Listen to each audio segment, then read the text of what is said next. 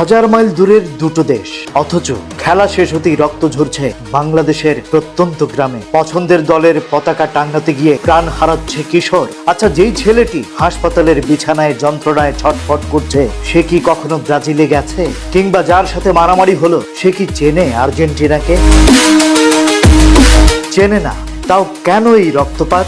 আসলে ফুটবলকে বলা হয় বিশ্বের সবচেয়ে গণতান্ত্রিক খেলা। কেন জানেন? কারণ একটা বল আর একটু খোলা জায়গা হলেই ধনী দরিদ্রের সব দেয়াল ভেঙে এই খেলা সবাইকে এক করে দেয়। আমাদের শৈশবের সেই জাম্বুরা বা ছেঁড়া কাপড়ের বলের নস্টালজিয়া তো আসলে সাম্য আর আনন্দেরই প্রতীক ছিল।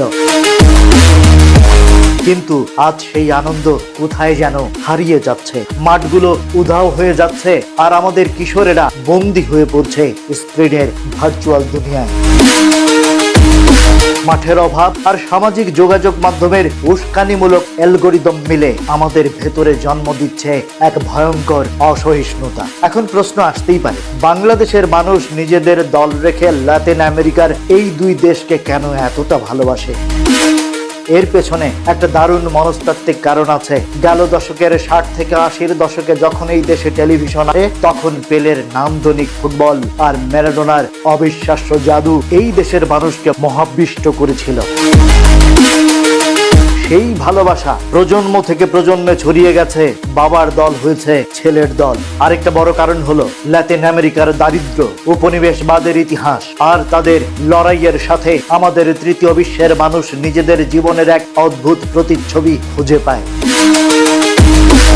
ফুটবল তখন আর শুধু খেলা থাকে না, হয়ে ওঠে আমাদের স্বপ্ন পূরণের এক মনস্তাত্ত্বিক প্রতীক। সমর্থন করা, আবেগ থাকা, এই সব তো সুন্দর। 2022 বিশ্বকাপে বাংলাদেশের আর্জেন্টিনা সমর্থকদের উন্মাদনা পুরো বিশ্বকে চমকে দিয়েছিল। দুই দেশের মধ্যে তৈরি করেছিল সম্প্রীতির এক নতুন সেতুবন্ধ।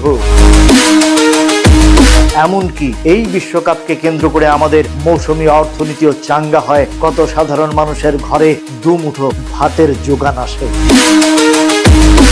তাহলে সংকটটা কোথায়? সংকটটা ফুটবলের নয়, সংকটটা আমাদের সামাজিক অসহিষ্ণুতা। ফুটবল আমাদের শেখায় যে জয় যেমন চিরস্থায়ী নয়, পরাজয়ও শেষ কথা নয়। 2014 সালে নিজেদের মাটিতে ব্রাজিলের সেই লজ্জাজনক পরাজয় কিংবা আর্জেন্টিনার বহু ট্র্যাজেডি, ফুটবল আমাদের বিনয় আর প্রতিপক্ষকে সম্মান করতে শেখায়। কিন্তু আমরা যখন ফেসবুকের একটা ট্রোল বা মিম দেখে প্রতিপক্ষকে শত্রু ভাবতে শুরু করি, তখনই খেলাটা কদর্য রূপ নেয়। বিশ্বকাপ আসবে, চায়ের কাপে ঝড় উঠবে, নতুন তারকার জন্ম হবে, কিন্তু খেলাকে কেন্দ্র করে একটা পঙ্গুত্ব বা একটা অকালে ঝরে যাওয়া প্রাণ কোনো ট্রফি কি তা ফিরিয়ে দিতে পারবে?